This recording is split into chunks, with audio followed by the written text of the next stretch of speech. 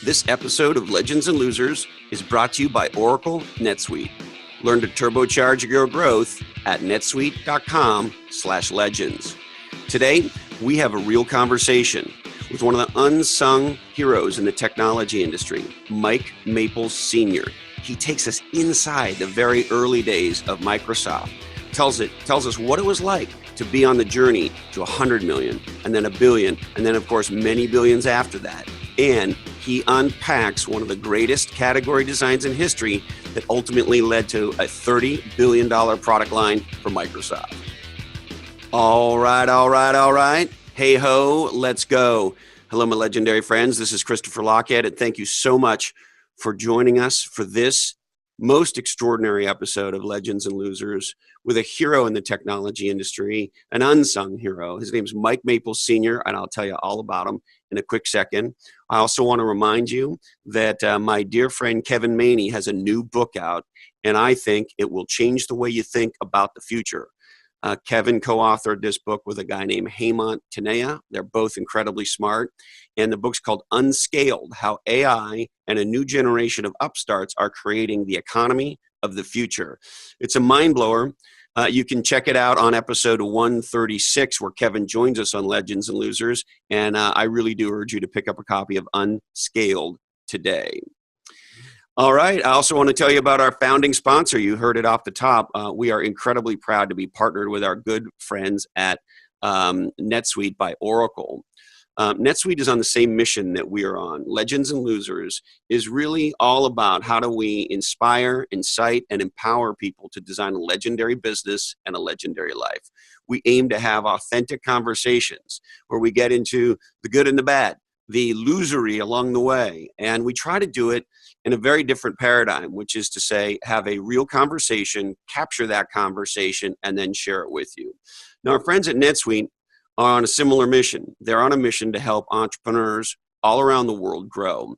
And as you know, in America, we're facing a crisis of entrepreneurship. We're at the lowest level of entrepreneurship in recorded American history.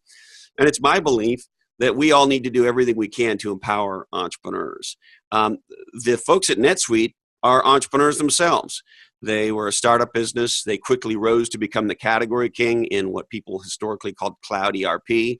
And today, NetSuite offers a business management software for you that handles every aspect of your business processes in an easy-to-use cloud platform. Every company battles challenges as they grow. Updating manual processes, replacing inefficient systems, maybe you're upgrading from QuickBooks or Quicken or something like that, getting a handle on cash flow as you scale. All those things require a powerful platform, software that can help you drive your growth. With NetSuite, you can save time, money, and unneeded headaches. And who needs unneeded headaches or aches anywhere else? By managing sales, finance, accounting, order management, and HR instantly, right from your desk or even your smartphone. Over 40,000 of the best-known brands, best and fastest-growing brands use NetSuite. So why don't you check them out? It's surprisingly cost-effective. Go to netsuite.com/legends. And what you'll discover is NetSuite is offering Legends and Losers listeners a free evaluation of their business, a 60-minute review to look at areas for growth and any barriers that might be inhibiting that growth. So go to netsuite.com/legends to schedule your free 60-minute session with a growth expert in your industry. That's netsuite.com/legends. Now, Mike Maples Sr. If you're a regular listener to Legends and Losers, you know that Mike Maples Jr. Is one of the top venture capitalists in Silicon Valley. He's also a former entrepreneur, a very successful former entrepreneur. And he's a category designer. He designed the niche that today people call super angels, he along with his partners at Floodgate. So I got to know Mike first. And through Mike, I got to know his dad. And he's a gentleman.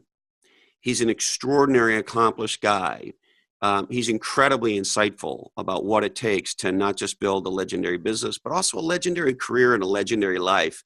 And in this conversation with Mike Sr., you'll just see how generous he is sharing insights about what it took to build Microsoft, what it took for him to have a great career and to be a great dad, and the things in life he's enjoying the most now.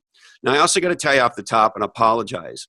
In this conversation, my audio is not good at all. We shot this in a remote location, actually at Floodgate's offices where Mike works. And we tested everything and triple tested everything, and we were good to go. And for some reason, we hit record, and unbeknownst to us, my microphone failed, and you're going to hear my audio quality is not great. We did everything we could in post-production to clean it up. And we faced this decision: do we launch the show with my crappy audio or not? And we decided to do it because Mike Maples Sr. is incredible, and the gems that he shares with us and the way he does it and just his presence, frankly, comes through powerfully in this dialogue. And he does a lot more talking than I do. So if you'll bear with us on the audio, I think you're going to fall in love with Mike, and it's an extraordinary dialogue. So here's who he is. Today, Mike Maples Sr. is an investor and a rancher. He worked at Microsoft from 1998 until 1995 inside the office of the president. Actually, his last major job was he was in charge of what at the time was the largest operating system rollout in history, the launch of Windows 95. He created the first apps division at Microsoft. Ultimately, in that role, was the executive vice president of the worldwide products group. Prior to that, he worked as the director of software strategy at IBM before Microsoft. Today, Mike is a board director at NetIQ, Lexmark, and Sonic Restaurants. Mike also raises exotic deer and antelope on his 1,500-acre Texas ranch. He's deeply committed to being a father and a grandfather, and here he is, the most legendary Mike Maples Sr. You know, when I was at Microsoft, we built a lab where only 3 people could have access to it. We tried to create every virus that we knew we could find anybody that could teach us how to create a new virus or find a new failure or something. We never let any disk go in or come out. There's a very small number of people and so forth. And we found a lot of bugs and a lot of security holes. But it just proved that we couldn't write them from the start more than anything else. You find that just the manufacturing process could enter a security hole. The distribution process could add in security holes, and almost everything that went through the passing of from user to user could add security holes. The putting it through somebody's router and then through somebody's network, every step introduced new security holes. Right. And I kind of take the view that given enough time and enough money, and this may be a statement about rogue governments more than anything, given enough time, enough money, there's virtually nothing that isn't hackable. And so how does that make you think about, if you'll allow the silly analogy, flying down the road now, racing down the road to automated cars, automated trucks, and ultimately driverless on both of those things. And I remember talking to Mike about his Tesla Junior and him talking about being on a highway around here somewhere and one of the doors open and so forth. And so how do you think about that level of automation where you have 18-wheelers that are A, might have bugs, and B, that are by definition hackable? You know, there's a price to be paid for every technology. And you should just assume that you're going to do it. I almost think about like the Second Amendment and guns. If you have guns, people are going to get hurt with guns. But having guns may be more valuable than the price of paying of somebody getting hurt. And I think the same thing is true in cars. There'll be some people saved. There'll be faster communications. There'll be lower cost. And some people will get hurt or die. And that's the price. If you start off saying that we can never accept a technology where nobody can die in their automated car, the development will stop on automated cars. Right. And you think in the case of an automated car, an automated truck, we're going to be able to get it to a place where the benefit outweighs the downside? There'll be new downside that didn't exist, and hopefully you've eliminated some of the downside that did exist. I don't know very many people that measure that. Yeah. One of my favorite expressions, Mike, is today's solutions are tomorrow's problems. So as always the case. right? And so as new technology is coming online and I'm educating myself about it, driverless cars as an example, of course, AI and big data and all this stuff people are excited about today.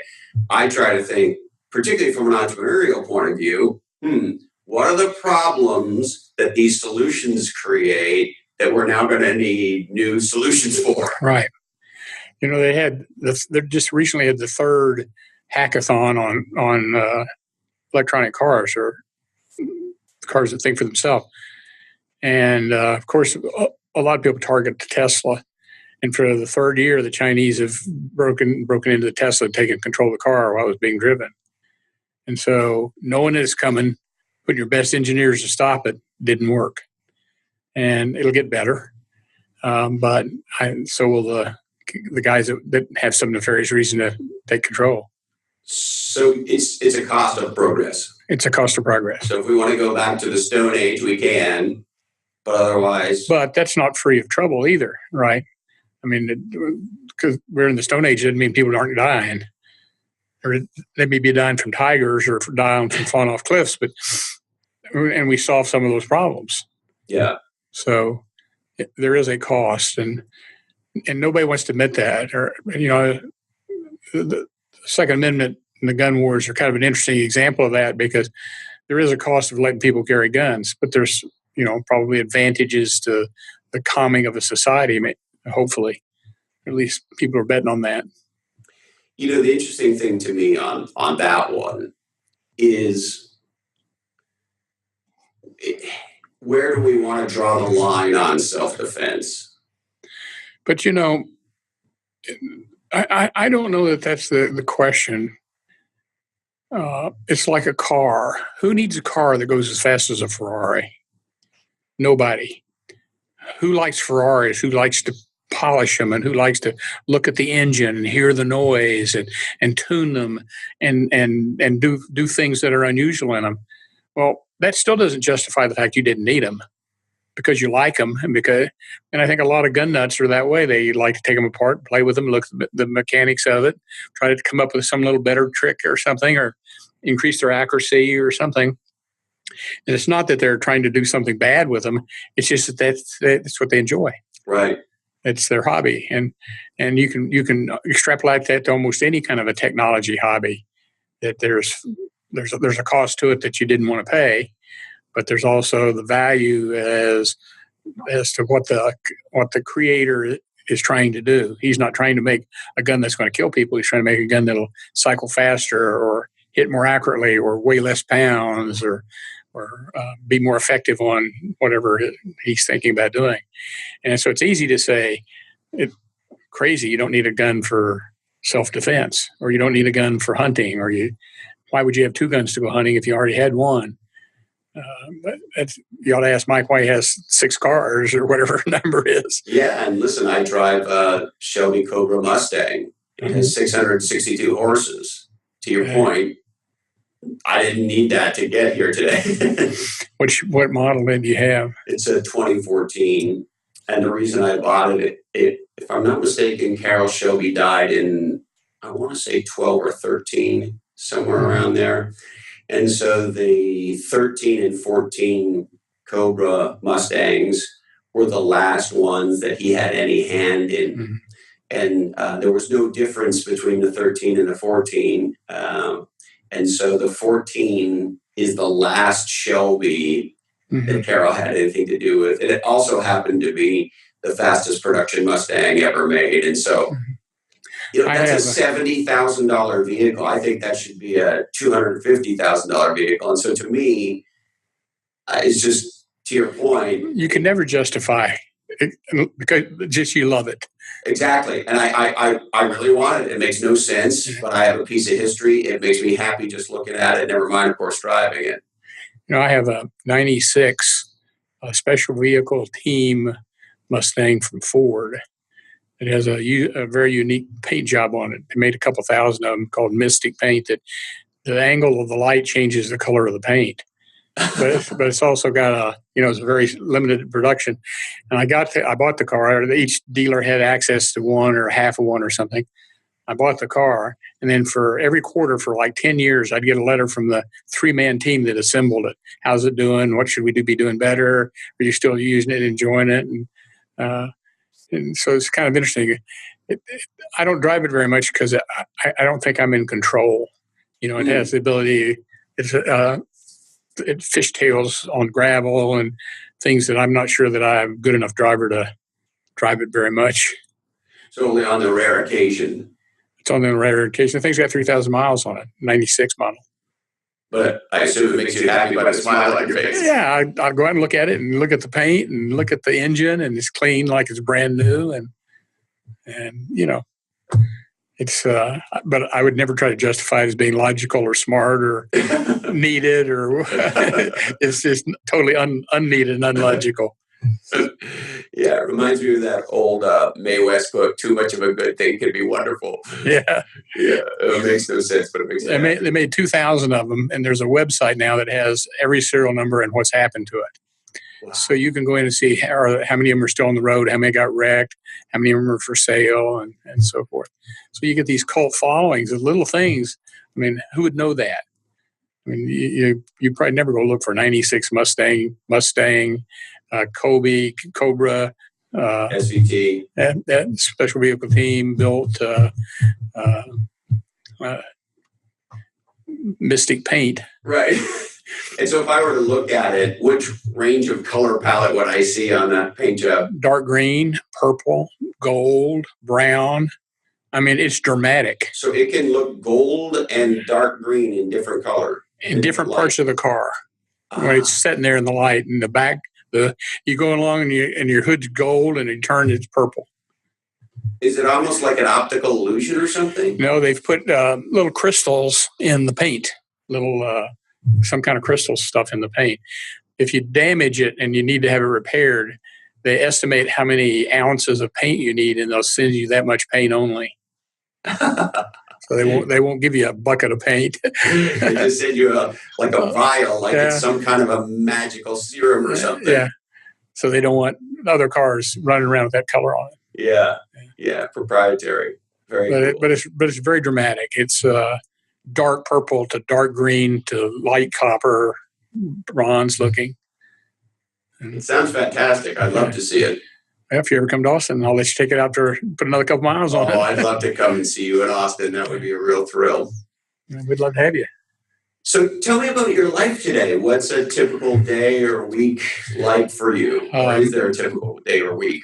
Well, I'm getting old enough now that I've changing kind of, my wife says I finally decided to retire. So I've been on a number of boards, and I'm slowly every year working my way out of that. And I now do most of the things in Austin. Travel just takes too much time for how much time I want to spend. We have a ranch where we raise exotic deer and antelope, and we have 13 different species from around the world. And I'd say I spend 40% of my time there. It's right along a really beautiful river where there's a rapid fall. And I've been trying to, what my current project is to figure out how to protect that into the future and still have the family have the use of it. So I've learned a lot about tax laws and environmental organizations, Nature Conservancy, and so forth. And so do you think you got an emerging plan for how you can preserve this beautiful area? I have two objectives. I want to not have the land ever divided, sold into separate smaller plots, because they never can go back together. So right. I have 1,500 acres, and as soon as you start breaking it up, then you don't have any big spots. The second thing I'd like to do is keep it so that the falls and everything is pretty natural. And so what I needed to do is figure out how could I set up an annuity of some type to fund the operation so the family could have it and use it as much as they wanted without being forced by tax law or by operating expenses into selling it. And so that's because the tax law, were you to will it to the taxes would be massive. Right. The estate taxes, they keep talking about changing it, and then sometimes they do and sometimes they don't, so it's kind of hard to guess what they're ever going to do. But the estate taxes could cost you 40% of the value of the ranch, and it's kind of hard to imagine how you can get 40% of the value of the ranch and not sell it. And I mean, there are a lot of people, not a lot. There are some people who just have to set it in the bank. Unfortunately, I'm not that one of those guys. Right. And I've always thought that death tax was immoral because you pay tax on that. And so if you're going to will it to your family once you go, why would they have to pay tax on that? Because you bought that with after-tax money. Well, a ranch or a farm or a business almost can't survive a generation change unless they get wealthy enough to just be wealthy. Yeah. So they start flipping them. Now, from a sociological point of view, it's also true that most times the third generation ends up selling it or doing something to it anyway. Right. So you have to have a pretty strong conservation easement so that just what happens with nature, here's a big asset I have that I'm not using at all, and I ought to maybe monetize that and get an asset that I would use. Right. And so I went around and visited with all the major ranches in Texas and in other parts of the U.S. and looked back 2 and 3 generations and what happened to the property and how did they protect it and how did they ensure somebody would manage it? How did you hire the managers and the families to run the ranch? And so it's been an interesting project. And so you got an emerging plan for this? I think we'll have it done by the end of the year. Wow, that's cool. But that involves going through 8 or 10 1-inch documents every week to try to find out who's trying to sneak something in on the deal. And you have to become an expert on all sorts of arcane, whether it's tax things or legal things. I don't know that you have to. I've kind of got the psychological bent that if I'm going to do something, I want to really get installed and understand it. So I probably overachieve on spending more time on it than I need to. And to some extent, it's education. It's educating me into things I'll never need again. Right. So, but it sounds like you're getting a lot of satisfaction out of it. It's an interesting challenge. And it's a wonderful place. When I worked, I never could go on vacations where I didn't think about work till I got the ranch. And now I can go to the ranch and concentrate on the ranch and the animals and what's going on, the cycles of the year and all this type of thing, and forget about the companies I work with. And so it sounds like you don't have much of a desire to be on boards or be involved that much in business, or am I misreading that? I'm a lot more selective. And as a general rule, I don't have as much desire. I don't want to travel. Traveling for a half day or a day meeting several times a year, A, you're not going to learn very much about what's really going on at the company. And B, a lot of these places are like in Kentucky or Omaha or Oklahoma City or something like that. And so it's hard to get there. And so I don't have any desire to do that. Secondly, I don't enjoy the legal stuff and the governance stuff as much as I do the strategy and the operation stuff. And so board members have a hard time. You spend a lot of time on things I just don't enjoy. Now, the way I solve that problem is I just work with smaller companies. So if you find smaller companies that want to have some advice, let you come spend a half day every month or so, and then you don't have to. I just want to listen to what they have to say and make suggestions. I don't make that a business. I just make that something that's interesting to me and something I can do to help somebody else out. Yeah. Now, as you think about some of these smaller entrepreneurial companies that you're either involved with now or have been in the more recent past, how different do they seem, or do they seem different from your early days by way of example at Microsoft?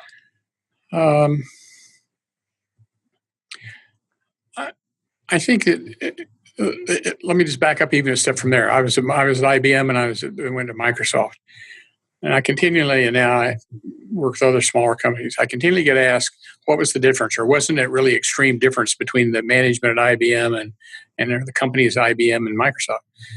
It turns out that they're more alike than different. They all have people that are focused, hardworking, driven, believe they're right, smart, care. They're not trying to pull some fast one. That was true at IBM. That's true at Microsoft. That's true at most of the small companies I work with. Occasionally I run across somebody who has started a company just to try to monetize it, and I just go away. Why do you go away if the sole purpose is making money? I think that there's reasons to start companies and do things, and for some people that's just money. For me, it's really more of a question: are you helping some group of society achieve some objection they wouldn't achieve with the technology? So I have some biotech companies I work with, and then some that do financial. In the financial industry, I spend most of my time on what I'll call the community banks, savings and loans, credit unions that serve a small set of people, and whose biggest competitors are probably Wells Fargo and Bank of America. And Wells Fargo and Bank of America do a great job for corporations and for customers that have quite a bit of money. But for the normal consumer who has a 40-hour week job, he probably has as much ability to use, as much need to use a good phone app as a Wells Fargo customer does. Sure. And because of the distribution, there are 16,000 small banks. Hardly any of them could afford to do it. And so a company that can help a bunch at a time through some kind of a SaaS business is an interesting business for me. And this may be a silly question, but I'm curious as to your motivations. Why does the company have to be up to something that makes a difference in the world and to society matter to you so much? The world will change no matter what and keeps evolving. And I just think it's interesting to be there and to try to affect that.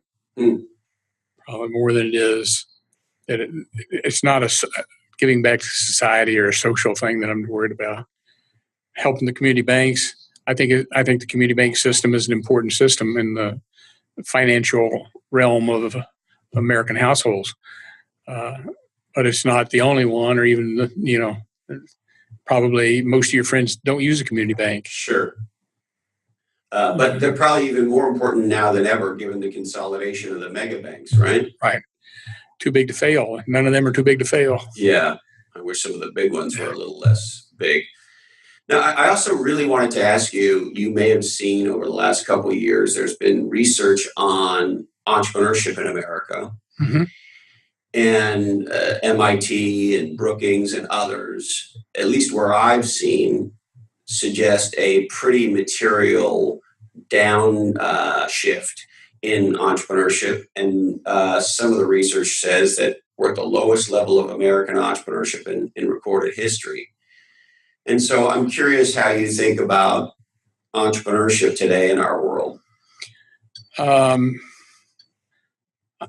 don't necessarily disagree or agree with them with that conclusion. I think that a couple things have happened is that the sourcing of money to create has turned out to be an inhibitor in many ways. There will be a new idea and 5 different companies want to jump in and invest on it, and they generally overinvest and maybe don't invest in. So I think that there probably has been, because of the source of money and the uses of money, more of a consolidation into a smaller number of places where the keys are really kept as to what gets developed. Yeah. And sometimes you run across a company or you run across an organization like in a university. It's doing it because it's an intellectual challenge. And Stanford's got to be a great place to be because there's a lot of those things going on. It's a miracle of a place, for a guy like me to see growing up how I grew up, and right. Yeah, it's incredible. But there's a lot of people here are only here because they think they're going to make more money too. And I haven't talked to very many of, say, graduates from Stanford or MIT or those guys that come out here to do that. But I hope most of them are doing it because they think it's intellectually honest and interesting. The interesting thing for me on the money side, I grew up, I don't know if I'd call it poor, but certainly lower middle class and certainly struggling. Where? Montreal, Canada. I did it also in middle Oklahoma. Would you consider yourself Poor or struggling, or how would you characterize it? I would say not poor, but certainly struggling. Yeah. My dad worked for the natural gas utility. My mom was a retired nurse. My dad died when he was in his early 50s. Wow. And she went back to work as a nurse. Um, and How old were you at the time, Mike? I was a senior in high school. Yeah. When my dad died. And, I was in a little town of about 4,000 people. There were 69 people in my graduating class. So the view of the world was pretty small. Right. And so how do you go from there to, ultimately being one of the principal executives at Microsoft, of course, having had an incredible career at IBM and kind of being where you are today? I think probably I would say luck and timing. It's right place, right time, right opportunities. Mostly not self-generated. And then I think probably just an attitude of being fair and working hard. I always felt that I might not be the smartest guy, but I could work as hard as anybody. And did you have that kind of drive back when you were a young man in Oklahoma? Yes. Yeah. I went to university and was involved in a lot of campus activities and so forth.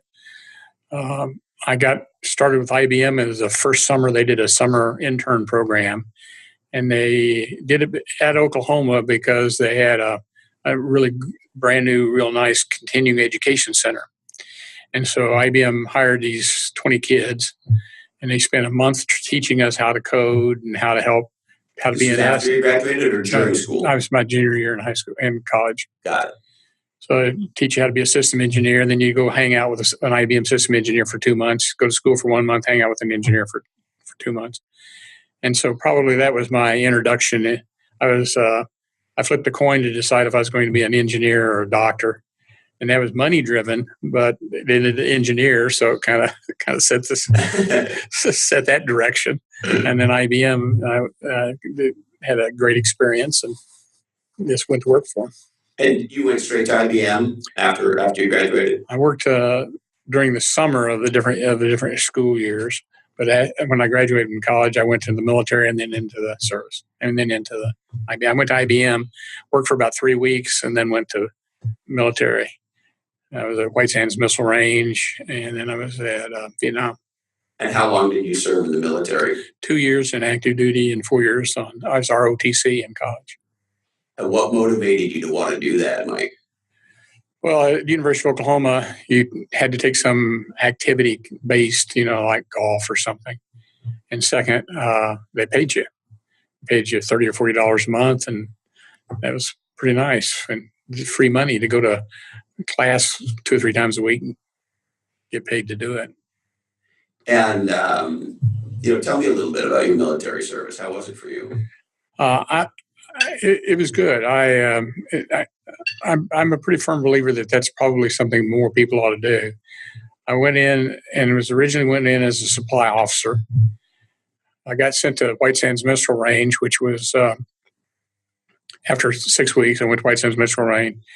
It was maybe 100 military and 5,000 civilians. We were developing all kinds of missiles and anti-missile missiles and things. And then the military generally just had kind of oversight, or they really weren't that involved. I got there, and the general called me in to interviewed all new officers.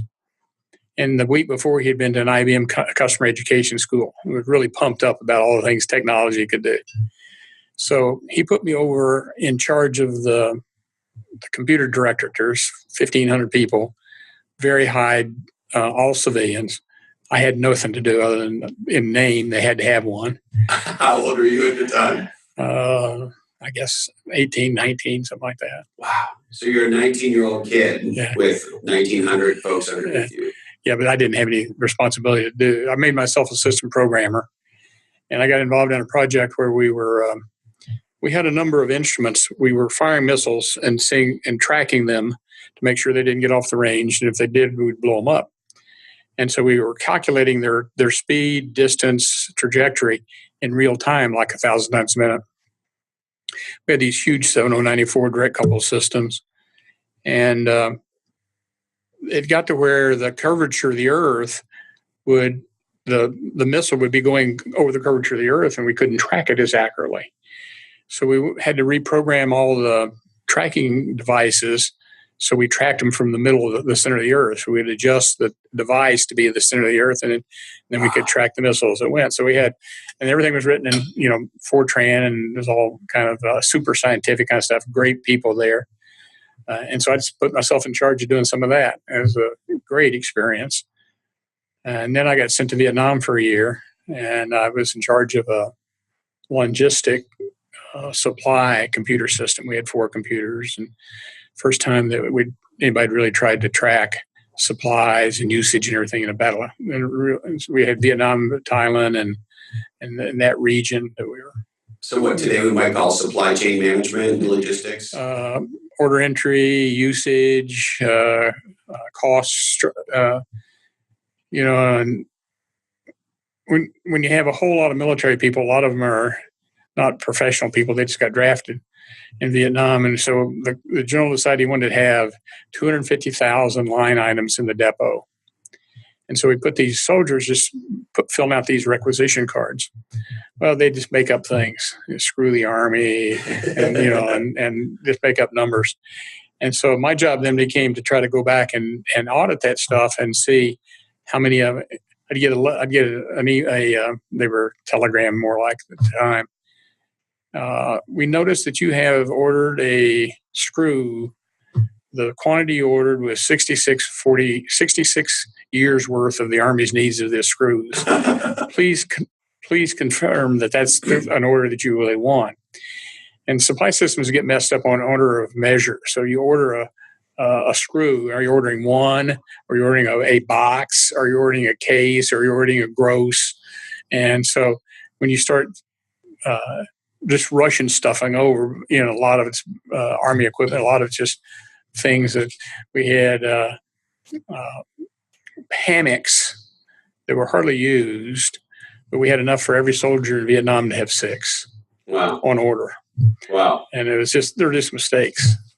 So just human error, nothing nefarious, nothing. Mostly human error. Yeah. And nobody even had thought of anything about we didn't even think about security, that it might be available to the bad guys. McNamara came over and I had presented to him as how much money we saved. We could have bought this car, but we don't have any use for cars, so we saved the money. It reminds me a little bit of myself. My wife, Carrie, doesn't like me ordering things on Amazon by myself because I'll order this oatmeal that I really like. And I think I bought 3 boxes and 3 cases show up. Yeah. What is the oatmeal? It's a gluten-free honey oatmeal. I think the maker is called Nature's Made. I might be wrong about that, but the gluten-free stuff I've tried in the past kind of tastes like sawdust, and this stuff tastes pretty close to the real thing, and I quite enjoy it. And there's a place in Oregon that makes oatmeal, single serve, and it's served at a lot of coffee shops and stuff. Do you remember what it's called, Lee? It's named after the town, and it starts with a U. No, I don't remember. All right. Well, I just remember the name of the wholesaler that I ordered it from. And so what was your, your experience in Vietnam like for you at the end of the day? I got there and we were they had 6 little computers on order, and the boat that they were on got sunk by the enemy in the harbor at Saigon. So I was just looking through some military stuff, and I noticed that they were closing the operation in France. NATO was moving out of France, one of its big data centers, and they had this big IBM accounting computer that had gone surplus. So I just ordered it, and at the time we had pretty good authority of getting things that we wanted. So they shipped me this 7044 computer, big tape disk drive system, and we built a center in Tan Son Nhut, which is the Air Force Base. And I took about 6 or 7 programmers, and we went to Hawaii, and we programmed information system of supplies, quantity on hand, reorder, how to check and how to audit it, and so forth. And then after we got it running, we went back to Saigon and kept refining it and providing the supply managers with reports and things that they could use and so forth. So it's really, if I hadn't been married, I'd probably stayed another year. You were enjoying yourself. Yeah, we were doing good things, and the people were dedicated and hardworking. It was a good experience for me. It's so interesting you say that, because you and I were talking a little bit about my experience at this company, Mercury Interactive, and it was founded by Israelis, and a huge percentage of the company were Israelis, and as you know, there's mandatory military service. And so as a result, many of the coders in the company had backgrounds that were not unlike yours. Mm-hmm. And there's just something different about software engineers, technology engineers with that military background. I'm not sure I could quite put my finger on the right words, but I don't know if you ever read the history of EDS and Ross Perot's. He actively went and hired military people, built the whole company on ex-military people with ex-military people. Essentially the same reason. They, by and large, smart enough, work hard, understand authority and responsibility. And interestingly, today, I've had several conversations. We had a gentleman on Legends and Losers, a former Marine named Christian Anschutz, who's the founder of an organization called Project Relo. And their primary focus is to connect executives with veterans who might be good candidates and put them together, because we have so many, I forget what the number is, but I want to say it's over 200,000. I might be wrong, but it's a giant number of folks coming out of the military every year. And of course, they have all these amazing skills, and yet for many of them, it's very difficult to get hired. Yeah. Well, if we've got a couple 100,000 people on active duty in the Middle East, there's going to be a bunch of them coming and going every year. Right. And I think that it's two or three different problems when you start talking about the special units that have very crisp missions, or just the battle units. Probably it's much harder to find a frontline rifleman a job than it is to find a cryptologist guy a job. Sure. But do you think, or a general versus a private? In the technology range, folks who have a background like you, where they're working in the military on technology, that gives you an advantage in your business career and as an entrepreneur, as a leader, does it not? I think I wouldn't trade my experiences at IBM or the Army for anything. And neither one of them I would call real entrepreneurial assignments. But they were both, there's a lot of things I learned at both of them that were pretty shaping in the way I look at problems and think about people and so forth. Would you mind sharing a couple of those things? Respect is sometimes I see entrepreneurs get so focused on driving hard, and they expect much more than they should out of the people, or they don't respect the rest of their life. Self-respect. Well, more just respect for your employees. That they're human beings, as well as the importance of having a good mission statement and a good set of values. When you're sitting in a trench with a rifle, you know what your mission statement is, and you better have figured out why you're there. and I think that's super key in technology companies. Mission values. Yeah, to have a mission statement that everybody knows. And the main reason is you start off and you get 5 employees, and you have 10, then you have 20, then you have 30, then you have 50, then 100. And somewhere in there, the decisions were always made by the person who started the company, who founded the company and was driving and if you would like to have the company reflect that value system of that person, it needs to be defined. And you'd like to have that no matter who's making the decision in the company, it would come out about the same. And that's based on the values, understanding what the mission the company is trying to achieve and the values it has. that everybody understands those. Some companies put them on the website. Some companies have them documented. Some companies put them in management training programs. Some companies try to write them down and give them to people. There's probably a fine line from being useful and being fodder, but I think it's what the company believes is, or values generally are a reflection of what the founders and the senior people believe, and so the company has the same reputation. It's really kind of a mirror of the senior people, and that's what you want when you have a small number of people and a small number of things you can achieve, and you got hard goals and hard time frames. You need not to be remaking decisions because somebody didn't understand what you really wanted. And you solve that through the values. So I got a question for you about this. We had this extraordinary author. He's a reporter for the New York Times named Jack Ewing on Legends and Losers. And Mike, he wrote the book about the VW scandal, how they lied about their emissions for over a decade. And I think it's the largest, I want to say it's around 40 or 50 billion. Yeah, it's 40 billion, I think. Yeah. Settlement. And one of the things I wondered, and this may sound crazy to you, but I'm very curious about this, is Adolf Hitler was the venture capitalist in the company. He gave Ferdinand Porsche the money to go create what over time became the VW Bug.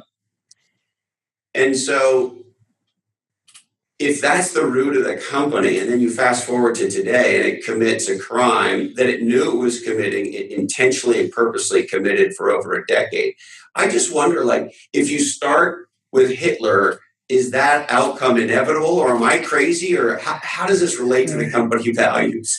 I think in a big company like that, the guy who probably took over and set the values was more recruited in some phase of the company's life. That companies like IBM do a pretty good job of training and bringing people up from the bottom and bringing them to senior management. And the senior management are usually on the same page about what needs to be done. There are guys who have a reputation of being cost cutters or being profit squeezers or whatever, and that's what their objective is, and that becomes the value system of the company: is how much did you squeeze out of the vendors, right, or how did you cut the cost? And sometimes they're self-destructive values. And so can a company overcome that, I guess, is my question. I think the only way you overcome that is with I think it's senior management. If the senior manager and then the next 10 people have a common value system and learn how to communicate it and define it and measure against it, then you can change that. You can drastically change that. And so a company like Uber, by way of example, is not doomed to have bad core values forever. No. Or VW. I would say both of those cases, they were a reflection of the senior people. The senior people got what they wanted. Right. And it was the wrong set of things. And then how do you, if I'm an entrepreneur today, how do you set some core values in place? Well, generally, that happens to some extent when you get your 6 best buddies together and you start a company. With a shared value set. Yeah, you sit down and talk to each other about what you want to do and so forth. And the shared value is part of the game. But there has to be recognition and reward for success in following the mission, and punishment or penalties for failure in following the value system. And the senior management is really responsible for making sure the middle management and then the first line management reflect those same values. And too often, particularly first line management, will get confused between schedules, money, and value to the company. Yeah. And so that just has to be maintained and watched and reinforced through your recognition and your reward systems. I once heard the expression, "Who you are speaks so loudly, I can't hear what you're saying." Yeah. So you come out of the military with this wonderful experience. Prior to that, you had done your interning at IBM. I went back to IBM. I was an intern at IBM. Then I graduated from college and went to IBM for 4, 5, 6 months. And in that time, before I went back to IBM, one of the customers that I'd called on when I was a junior in college, working for IBM in the summer, had a project and hired me to do that project for him. So I was kind of an independent contractor. When in the Army, IBM keeps you on the payroll and gives you some gifts and things when you're in the service. Oh, wow. So they're making sure that... Giving you your favorite magazine, free phone call every month. Nowadays there are things that happen much easier than they did then. I went back to IBM and was in sales and support, as system engineers and sales. Went into product development and worked on a number of different products. Worked my way through that system, and then I was responsible for the software on the PC. And that's when I worked with Gates and Ballmer and the So Microsoft what year did you start to work on the software for the PC, Mike? About 82. Yeah. And I went to work for Microsoft, I think, in 88, maybe. What year did IBM ship the first PC? I'm guessing it was... There were a lot of little machines that probably weren't called real PCs, but Sure. the real PC was probably 79 or 80. Yeah. And so, interestingly enough, you had a very broad range of experiences coming in as an engineer, moving into sales, going back into development. You were a very broad executive. Was that something you were doing, or IBM was grooming you, or a little of both? Or IBM does a lot of management training and management development. And they started a program early, at least in my career, where they would try to move you around to different kinds and get different experiences. It was based on a study they did where they did these 360 feedback kind of things. Mm-hmm. And they took all the senior managers and their reports, and they tried to correlate what were those people doing with their employees and with the way they did products so where that made them be successful managers and promotable within IBM. And interesting, there wasn't a whole lot of correlation except in two areas. One was a broad level of experience, and the other was they read a lot of different types of information sources, not just IBM manuals, but newspapers, and they kept a broad perspective. And so the management development programs tried to focus on that, make sure that every individual that was on the executive resources list would have different kind of experiences. And when they reviewed the employees, they'd say, what does this employee need, and what kind of assignment can we give them for 2 years or so forth. And that's kind of the IBM move thing, because they were very active in thinking, you can learn this in a year or two and then go find something else. And so I think that's probably how that happened, is that they had identified you as somebody they wanted to. Well, they identified that was a characteristic. Generalists, the senior people were generalists more than they were. They're generally a specific expert in some area, but they're generalists around that, because most decisions at a senior level involve all the different areas. Sure. And so I think that was probably helpful to me. I went to Microsoft because I was the representative at IBM. I was the manager at IBM that the Microsoft people dealt with in the software area. Yeah. And so we just got to be friends and counted on each other. And Bill had, before I came, he was kind of in charge of software, or the applications and the soft products, and Ballmer was in charge of the system products. So he did the operating systems. And Bill decided that he couldn't do that and be CEO at the same time, or president and CEO. So he recruited me, and I took over the applications. And about 6 or 9 months later, we did a big reorganization, and I had responsibility for all of the products and all marketing and development. And then Ballmer had sales. She had marketing and development. Yeah, it was an unusual thing that Microsoft did. We always kept marketing with development. And then their sales had, a channel marketing kind of function, but in terms of collateral, in terms of positioning in the market in terms of spending the marketing money, and the product guys did it. So, and can you tell me about your first meeting with Bill Gates? I think so. IBM was coming out with a PS2 computer and OS2, and Microsoft and IBM were working together. And so I was doing the negotiation of the contracts and so forth. And we decided that we ought to have a road show where we went around and told all the customers what we were doing. And the roadshow was a 2-day event trying to bring all this together. But it started off with an hour presentation, half done by a Microsoft executive and half done by IBM, as to what was in the system and why it was important, all that kind of stuff. And so it turned out that in most cases, I did them for the IBM, not because they assigned them to a lot of IBM folks, and they just in most cases the executives just didn't have time to learn the presentation. So they call and say, "Will you do this?" And then so out of 21 of them, I think I did 18 of them. And then Bill was in almost the same situation for Microsoft. I mean, there was John Shirley, who really wasn't a technical presenter, and there was Bill and Steve and I. And so it turned out that it was Bill and I most times. So we'd have the beginning, we'd go to the city, have the first hour where we made a presentation. He and I'd go to lunch and talk about what's right and what's wrong about what we were doing. And so that's how we got together. Over that road show? Over the road show, yeah. And that would have been 88, 89-ish?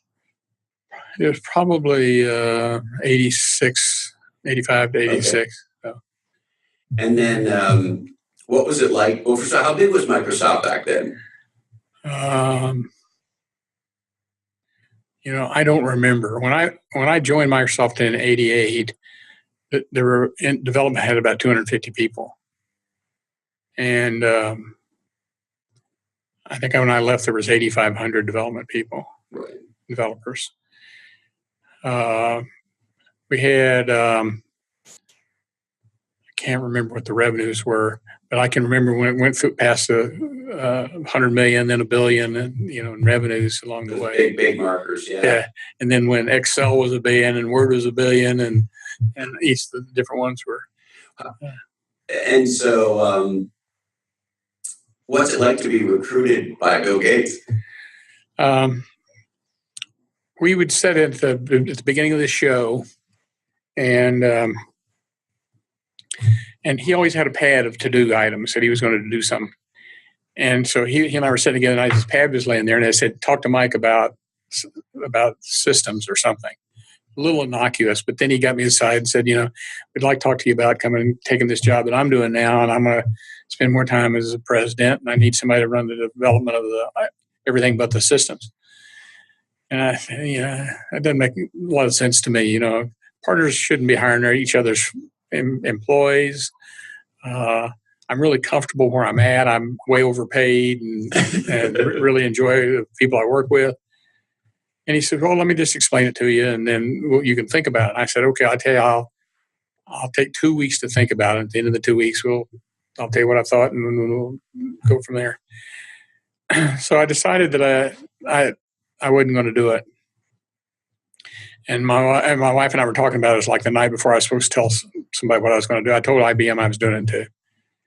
And she said, "Well, why are you not taking this?" And so I said, "I like what I'm doing. I like to be like da-da-da-da-da." And she said, she kind of said, "Well, then so you like being a little fish in a big pond?"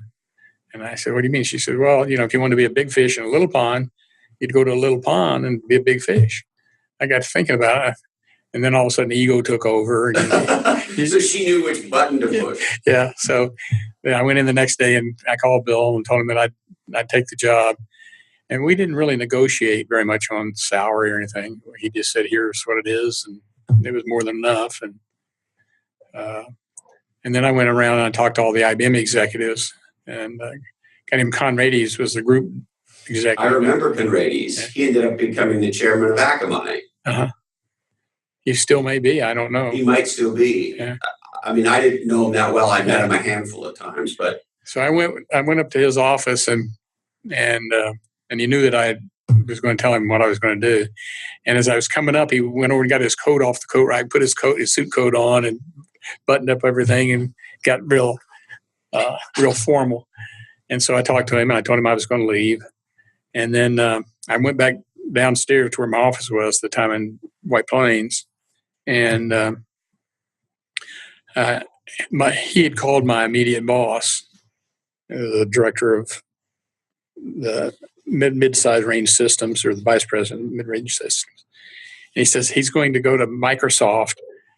And the guy says, well, how do you know? He said, because he kept talking about them as we and us as they. So your language gave you away. Yeah, it gave me away. And I moved out there.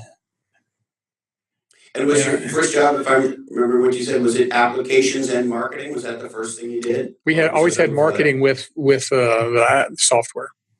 And so I had applications, Office, all that. We had 100 CD applications. And this was long before Office was Office today. You had real competition back then, right? Well, Office was the Word competed against WordPerfect, and Excel against 123. PowerPoint didn't have any really very good competitors. There's a maybe Lotus Harvard Graphics. Yeah, Harvard Graphics. Lotus bought, I think. Yeah. And so it was kind of a strategy. How do you get those to work? How do you put them on multiple platforms? And we tried to do Windows, OS2, and the Mac on each product. So it was kind of a matrix of application areas, productivity tool versus platform. And we were kind of at the right place, right time. Well, so we end up with $7 billion companies. You're being incredibly modest. I mean, in my estimation, you were involved in one of the greatest category battles in software history, right? Because those were three distinct market categories at one point. Right. And when you folks put them together in a suite, in category design lingo, you reimagine or redefine the category as opposed to being quote unquote best of breed. And you get to reposition each one of them in terms of the price value. So instead of everything being $500, you could make it $700, and two or three things were either free or everything was cheaper. Australia. I hate to interrupt you, Mike, but where did the insight to bundle the products together, do the pricing that you did, of course, the technological things you did to integrate those products so that when I changed something in a cell, it updated my presentation or Word or whatever it be. So there were some very distinct product things you did, but there were some very distinct things you did from a marketing positioning perspective to kind of retrain the world to think about these things as a suite. When we first, first time that I ever really thought very much about it, I was in Australia, and the Australian country manager had a 90-day special where he'd sold them all of those. The big battle back at the ranch is who gets the revenue and how do you split it? Since now we got $500 that we have to split across 5 or 6 product managers that all have value, have real revenue objectives. So I just forced it. We had, over a period of 2 years, we do a 2-year plan every year, and I'd set the objectives. We want everybody to use object linking technology. We want we're only going to do one graphics package that Excel's going to use, and that package will also be used in Word. Word wrap and Word characteristics will reuse it. So it was just kind of from fiat that nobody wanted to argue. I mean, it was an obvious thing to do, and it really hit home at all the competitors. You had 123 who was good at spreadsheets, but pretty bad at Word. You had Quattro Pro, and so it was just a matter of the other thing that we really excelled on was both customer and competitive understanding. And I got the word person. I get the manager of each area to really understand who the competitor was and what they were doing. So, for example, I asked the manager of Word to get to know the guys in Utah that did WordPerfect. I said, I don't want you to know their product. I want you to be able to demo their product. I want you to know his kids. and I sent them a card for their birthday. And I want you to go to every business show and come back and summarize exactly what they were doing that was clever. And so we just over focused on that these guys are satisfying some niche requirement, and we need to understand it. And then we developed tools that would allow us to quickly implement. I'd go to business show and see a feature in WordPerfect, go back and we'd write it down and have it. We'd ship it before they did. They might be 3 months from shipping it, and we'd ship it in 2 months. And so it was a matter of quick following, understanding what the customers really were changing and wanting and liking, and then not getting too petty about who gets credit. And the original insight came from that Australian country manager putting a special for buying all the products together. And we knew that they did, but we still had the culture. The Word manager thought of the Word customers, and the Excel customer thought of product manager thought of the Excel customers. And it was only after you step back and do big data analysis, you say, well, that's wow, they're the same customer, isn't it? Isn't that interesting? Why don't we make it a little cheaper so those few that are on the fringe all of a sudden get a free Excel when they buy a Word, and vice versa.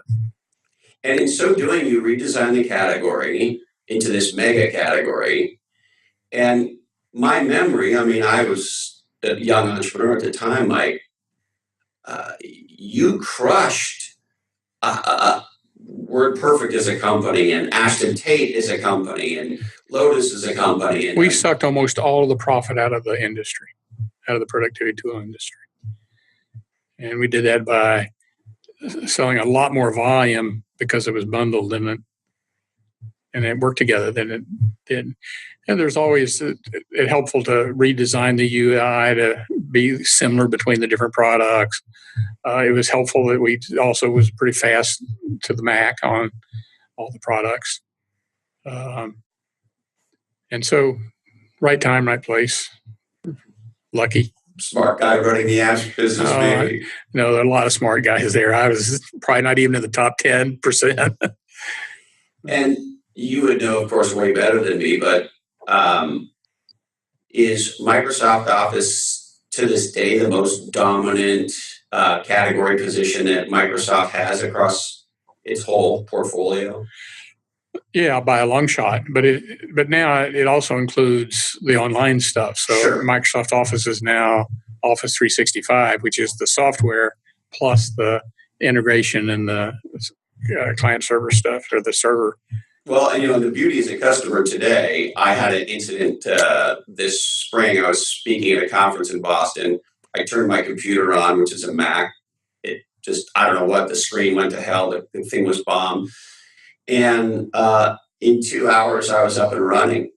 And part of it is having data in the cloud, but part of it is with Office 360, you just go in, you type in your code, and boom, you're back up and running. And there's no, I can't remember how long it took to do the sync and the download and all that. But, in the old days, we would sit there with all those diskettes and then CDs, and getting back up and running, particularly with a product like Office, used to be hard. And today, it's just like that. It was kind of interesting because we assigned a senior executive to each company that was important to us to work with them. And Apple was my company. And so I knew all the Apple managers and, went and visited them with them every month or so. Had a Mac that I used 50% of the time on my desk. And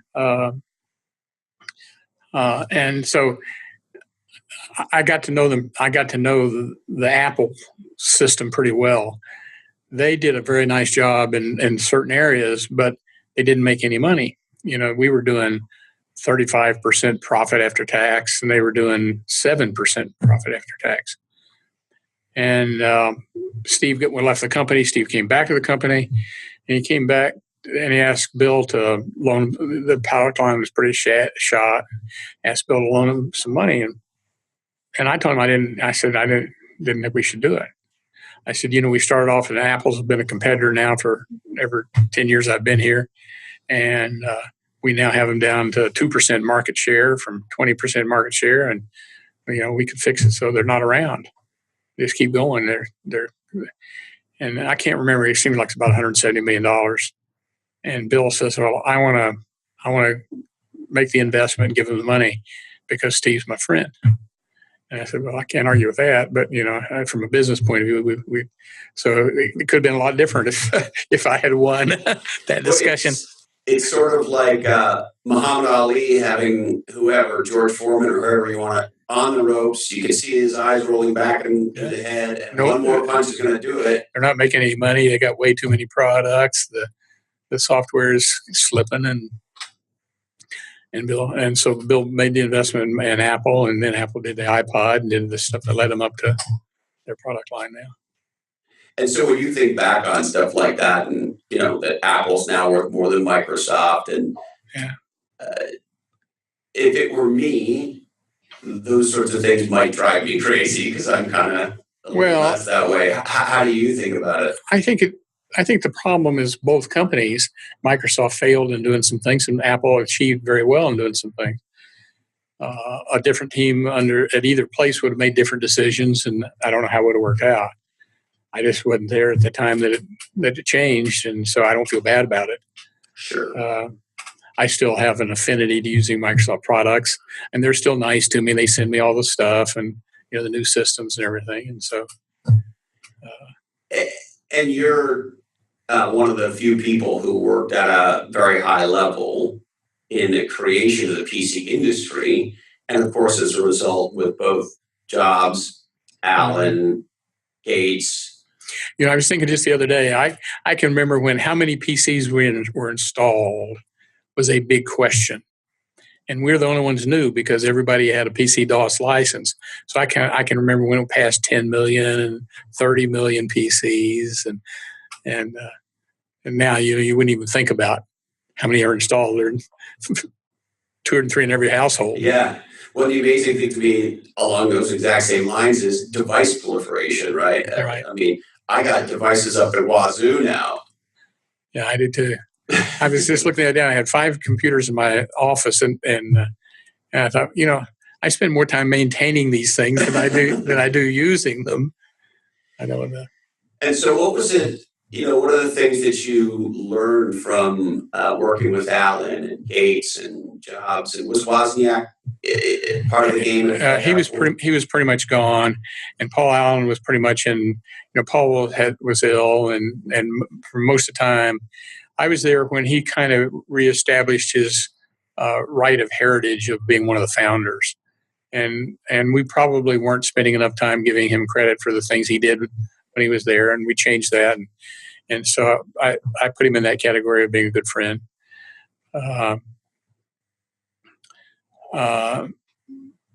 Bill, I think, has probably shown his colors better than anybody in terms of his philanthropy and other things that he does. He's a fierce competitor, but also he has a huge heart. And people that worked for him and against him probably have different viewpoints on that. The Apple guys changed. There are a lot of them changed. Jobs left, and then there were 2. Gasset was there for a while, and this guy's name? Gil Amelio. Gil Amelio was there. Brought in a bunch of the IBM guys, and then John. What's the guy that lives on the East Coast now? It was Apple. John Shirley. John Shirley was a Microsoft president at one time. No, I know John. I mean, oh shit. He was the guy who came over from PepsiCo, right? Right. Yeah. I think his first name is John. Yeah, John. It'll come to one of us as soon as we stop this dialogue. So I was there kind of when all of those guys went through their changes. And, I think it was Steve's insight in terms of usability and his willingness to attack a new industry that saved Apple. He got enough money from us that he could have the time to get cash flow on his product line up, but it's all his credit. And if I was a young entrepreneurial CEO and I said to you, Mike, of the learnings that you had from building Microsoft, one of the principal architects of Microsoft, and winning all those kinds of battles, if I wanted to build a company at that scale and that relevance and importance today, What are the big ahas you would share with me? Well, you need a big market. Yeah. No category, no company, right? Yeah, right.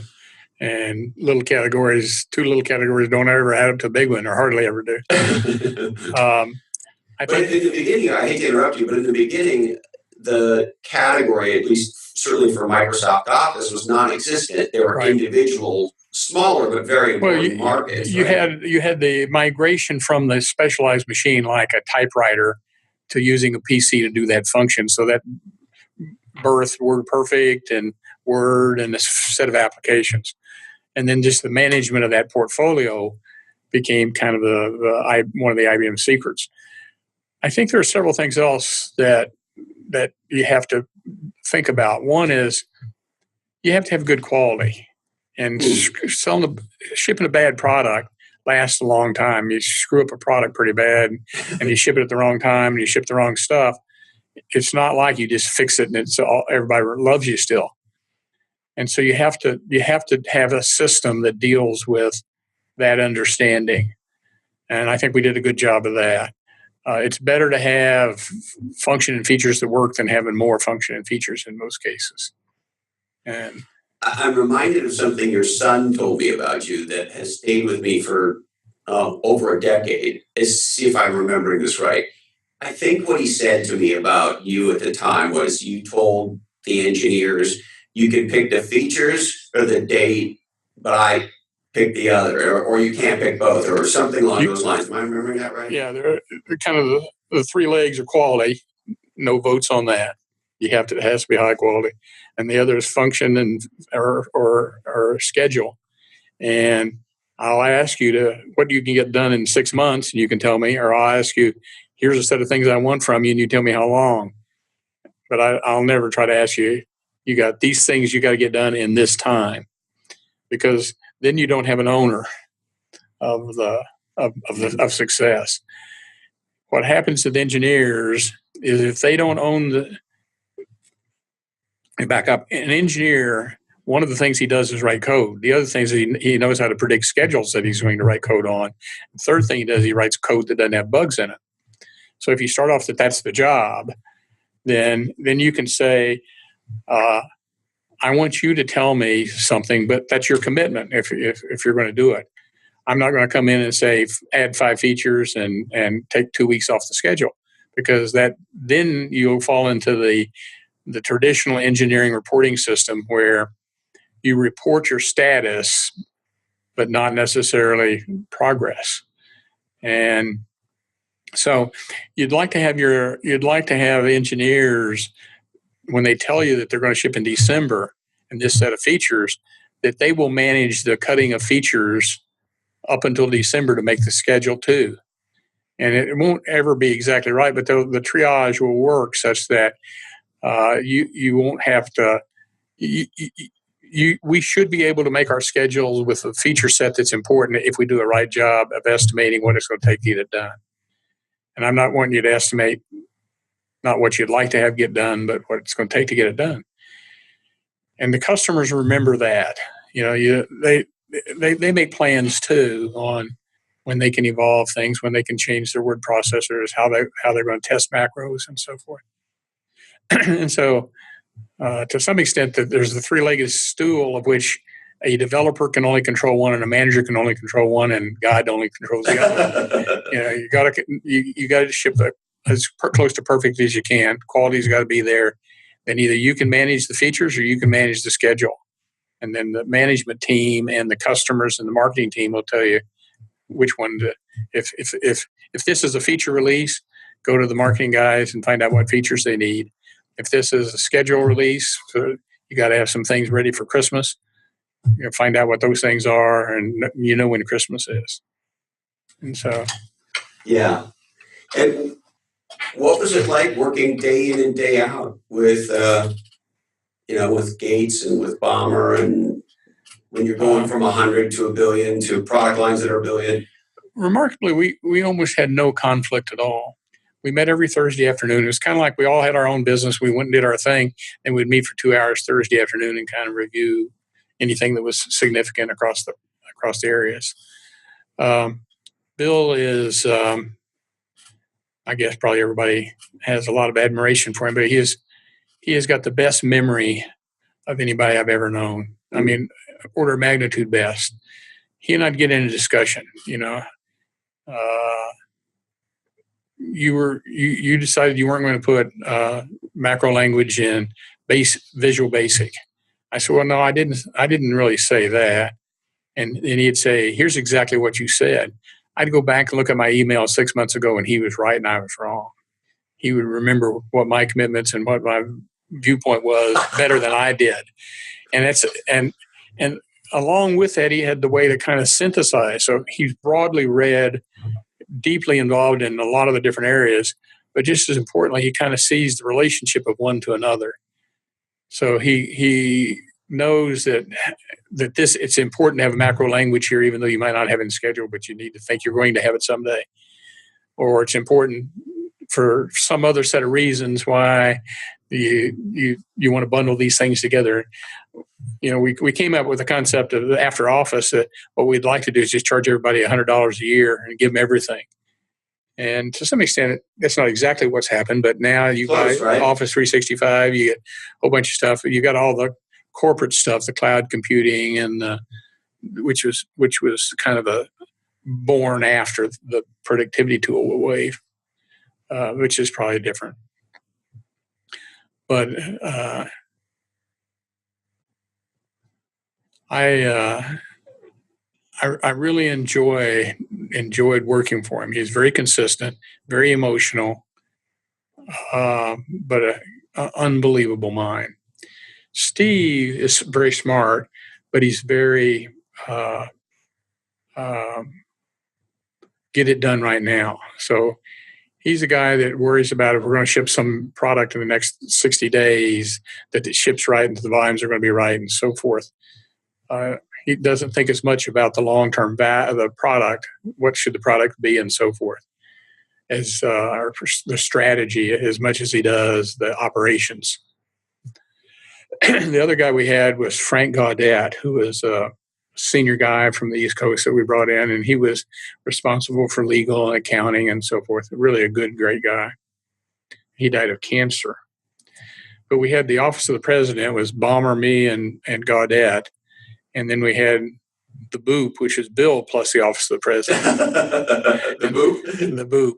So the BOOP met weekly, and we'd all sit down and talk about, are we going to have a no smoking policy in the building, or are we going to, is there something on the horizon that's really important? We're not doing very well preparing for an announcement or a new set of contracts or something to get people involved. What year did you retire from Microsoft? 95. Yeah, after the launch of Windows 95. Right. Yeah, that's what I thought I remembered. So I wanted to ask you about the launch of Windows 95, because even though today that seems like a long time ago, in my memory of our industry, Mike, the launch of Windows 95 to this day has to be a model for how to launch a giant product at scale, and B, one of the 5 most successful product launches in tech history. Well, there's other things that probably are important too. Is you sometimes come to the end of an era, and you just need to figure out how you go in. How do you take advantage of that? I told Bill that I was going to retire a year before I retired. And I said, okay, we need to figure out how do we, who fills what jobs and how do we organize and what do we move people around to learn and so forth before that.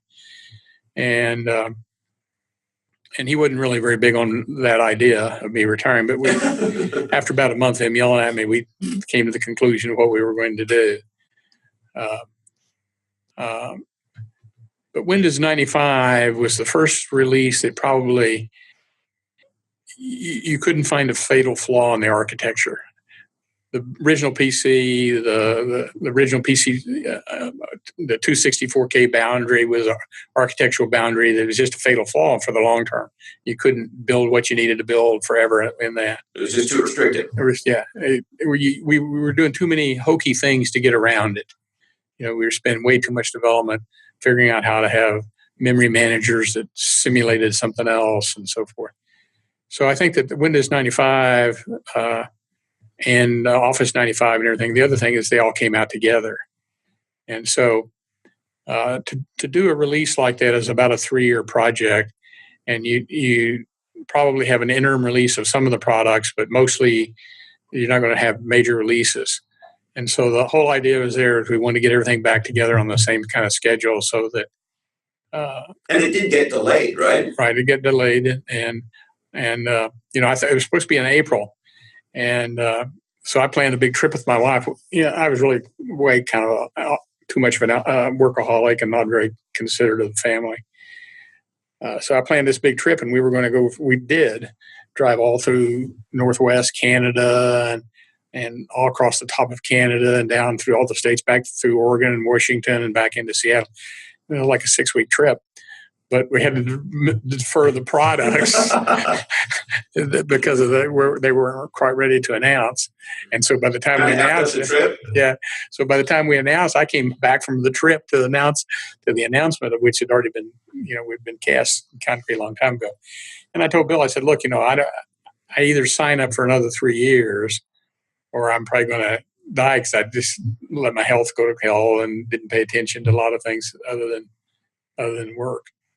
And he understood, but he doesn't like to ever lose anybody. So you just felt you'd worked yourself into the ground and you needed to... I just figured it's time to get some of the young people and move them up and let them have it. Yeah. And that's one of the good things. Every aspect of my job was replaced by an insider and not recruited in. And that was the first time that we hadn't recruited in people for the different jobs. Well, and I know, and you're probably going to try to stick handle away from acknowledging this, but I know, A, you're an extraordinary mentor, and B, you've mentored many, many people. And so to that point, the point of pride you have around internal people took the components of your job. What do you think are the attributes of a great mentor, Mike? Honesty, clarity. If something's not working, you say it. If you're screwing things up, you tell them. You kind of things that you want to proclaim. You want to make sure that they are part of the bigger picture. Mm. You're just not complaining. You're not just saying this is the way it's going to be, but our objective is to do this, and this needs to be done to make that happen. People have to learn to fail. I mean, they need to. You don't want to take every failure away. Let them. Some things that aren't going to work, just let them do it. You gotta let them stub their toe. And listen. I think fairness and promotions and recognition. I don't think there's a lot of big secrets to it. Mm-hmm. It's time. It's so sad now. Some of the things happen in the sexual assault arena going on. I can remember I used to every month call all the women managers and some of the women in and find out how they were dealing with issues and so forth. I don't know that we ever had a single case of some kind of a problem. I can remember one year I had one of the girl managers was concerned that their manager had given everybody a case of wine and given her a case of beer, and they gave her a case of wine. And she said, I don't want to be treated differently. And another time I can remember where the complaint I got was from the guys, because the manager wanted somebody to make cookies every Friday and bring them into the team. And so the guys had to make the cookies their week, just like the girls. And so it kind of was one of those funny issues that, is this really hurting you, and is it so forth? But I think that I really get discouraged with the way our politics is bent fairness to women. And it's not a new issue. It just seems like we never have really focused on trying to be open and fair about it. Yeah, I had no idea how pervasive it was. And so, one of the things I'm glad about is the voice now is loud, and I think for those of us men in business who didn't get it, even if our female colleagues might have been trying to tell us, I look back and I try to think about, were there times where I was hard of hearing about this? But it sure is shocking. It's not the way we want it to be. And a lot of the women are talking now, and they're saying something that I think is true. It takes male leaders to make a difference in this as well. You know, a person sells something about themselves for their career. They, they take some amount of money and they deliver some amount of intellect and some amount of other things that satisfy the business. Well, since Adam and Eve, women have had a third thing they deliver, and that's women companionship and the management of guys. and and so you get in one of these situations where you gotta you almost you don't want the guys taking advantage of that and or the girls taking advantage of it. You don't want the women to get promoted because they curried some kind of favor. And there are industries which are just route with that. You think about the entertainment industry. I can't think of the time in my life when I didn't think that young actresses spent time on the director's couch.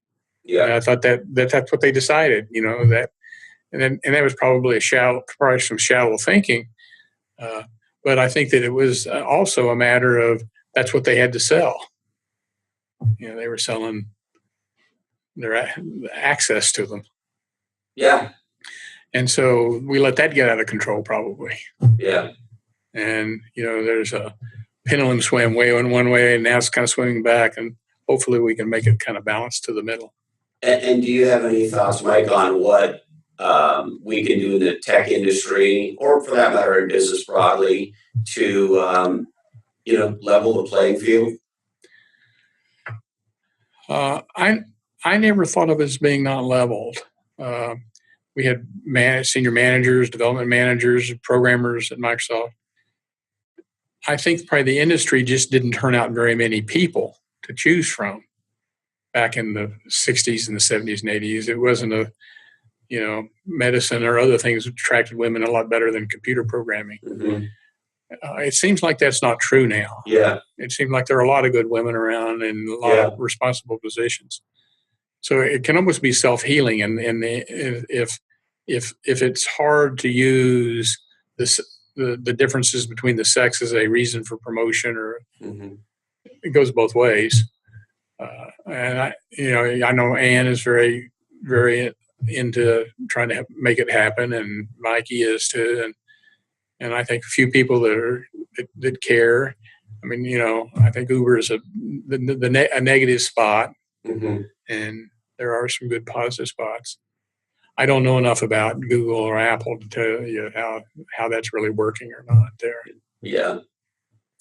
And then maybe before we wrap, what are the things you're most excited about in the future? Obviously, we talked about your ranch and what you're working on there. Any other things you want to mention? Well, I'm 75, so historically I'm going to be limited to some small number of years as to what I can influence. I probably would like to have a little more time with the grandchildren, and that's just a function of distance more than anything. So will we see you more here in Silicon Valley, maybe, or does that mean that Mike needs to bring them to you? Or I don't know how to make that work, because travel is really a killer. Yeah. And going to the airport and waiting around, and it's just hard. There were 7 of us came in today, and it's just quite a herd of cats. Get 7 people to the airport and all their bags and into the airplane at the same time. I don't expect I'm going to sign up for too many more tech kinds of things. I don't want to travel.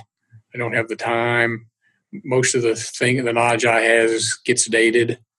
There's a lot of development techniques and technologies and ways of doing things now that are just better than they were in the late 80s.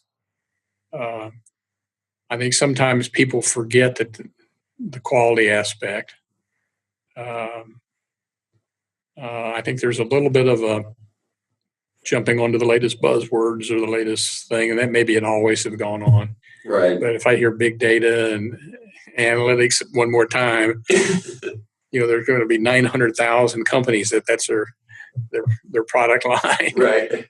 And it's almost like it's just like printing. It's part of every product.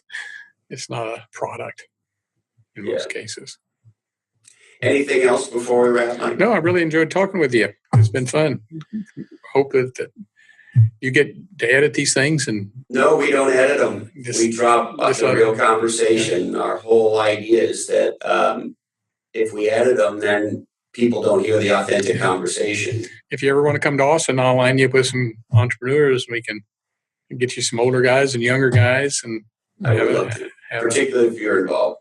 Have a round table. Well, and I got to tell you, while I got you, I just want to thank you, A, for our time together today, of course.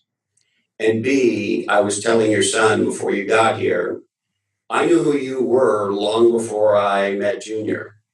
I can remember as a young guy coming up reading tech trade publications, and particularly CRN, and reading interviews with you and so forth. So I knew who you were very early in my career. And then I ended up meeting Heather Clancy, and she just holds you in the highest of regard. And so you kind of been a hero of mine, long before I met Mike. And I just think you're a real treasure in our industry. Candidly, I think you're an American treasure. You're an entrepreneurial treasure. And I just can't thank you enough for spending this time with me. It's been my pleasure. But flattery won't get you everywhere. I'm not trying to get anything. I'm just trying to tell you the truth. I don't even want anything. I just wanted to spend some time together. It's been a pleasure. Thank you, Mike. Whew. Incredible. If you love this episode with Mike Maples as much as I did, why not share it on social media right now? And if there's someone in your life specifically you think that would learn a lot from Mike, an entrepreneur, a CEO, somebody who's trying to navigate having a legendary career or designing a life that includes everything outside of work as well as work. Mike's words of wisdom are, worth countless amounts. There's no dollar amount I can put on what this extraordinary individual has shared with us. So why not share it with them right now? We'd also ask you not to forget to check out netsuite.com/legends to figure out how you could turbocharge your growth. That's netsuite.com/legends. All right. We would like to thank our good friends at Verve Coffee. They are the leader in West Coast artisan coffee, and they are the official coffee of Legends and Losers. Man, oh man, do they taste great. Check out Verve Coffee in Santa Cruz, San Francisco, Los Angeles, Tokyo, and always at vervecoffee.com. The new book from my dear friend Kevin Maney, Unscaled, How AI and a New Generation of Upstarts Are Creating the Economy of the Future. Pick up a couple thousand copies today, Unscaled. Speaking of books we love written by Kevin Maney, HarperCollins Instant Classic Play Bigger, How Pirates, Dreamers, and Innovators Create and Dominate Markets. Our good friends at EquityDirectory.com, connecting startups to the talent they need. If you're in the startup ecosystem, you need to be on EquityDirectory.com. If you're trying to design a legendary life, check out OneLifeFullyLived.org. Our good friends there will help you dream, plan, and live your best life. OneLifeFullyLived.org. Now, if you want to get into podcasting and you don't want to have to deal with all the technical mumbo jumbo, why not check out pursuingresults.com. They produce legendary podcasts, and they produce this one too. Speaking of podcasting, check out interviewvalet.com. If you're a thought leader, you're an author, you're a speaker, you're an executive, and you want to get your leading thoughts on leading podcasts, you be the guest and they do the rest. Interviewvalet.com. And our good friends at Category Design Advisors. If you want to design and dominate a category, check them out. CategoryDesignAdvisors.com. Now, we got to remind you that this oddcast is a sole property of the Legends of Losers Oddcast Network. And man, we would love you just a little bit extra if you shared the shit out of it right now. We have to remind you that all rights do remain disturbed and warn you, clearly, this oddcast is produced in a studio that does contain nuts. Teach kids technology. Remember that beer is proof that God loves us. There's no such thing as a participation award. There's no stopping the cretins from hopping. Go ahead. It's okay. Pee in your wetsuit. I don't know what a yetsuit is. Your wetsuit. Don't forget, yoga pants are very, very form-fitting. Thank you, Dandy Candy. We love you, Mom and Dad. And hey, Colin, this oddcast really ties the room together, doesn't it? Today, our deepest apologies go out to Oscar Munoz, CEO of United Airlines. Sorry, Oscar, we just ran out of time for you. That's it, my friends. Thank you so much for investing part of your life with us. We look forward to seeing you again soon on Legends and Losers.